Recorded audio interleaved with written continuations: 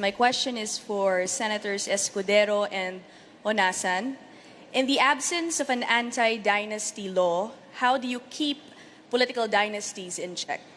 Pinahayag ko ang posisyon ko sa Senado. Pabor ako at boboto ko pabor sa mga anti-dynasty measure. Pero hindi ako lalahok sa paghubog nito. Naniniwala kasi ko, hindi tama na makilahok ang sino mang nanggaling dyan, kaugnay sa pagsusulat ng batas na magbabawal din dyan.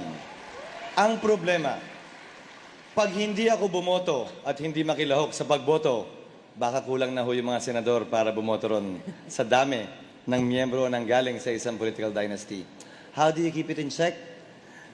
Sa maraming panahon at pagkakataon sa nagdaang mga eleksyon, hindi ko sinuportahan ang mga kamag-anak kong tumatakbo dahil hindi ako naniniwala noong mga panahon yon. Sa mga pagkakataong yon na sila'y karapat-dapat, bagaman parehong apelido ang dinadala namin. Bagaman kamag-anak ko rin sila. Dahil sa pananaw at palagay ko, palagi kong paglalaban ko ng tama at palagi nalalabanan ko kung ano ang mali. Your father was once a congressman also, Yes, ma'am. and you did not support him. No, ma'am. Ibang kandidat. Ikaw naman. No, ma'am. Hindi pa ako bumoboto noong una siyang tumakbo.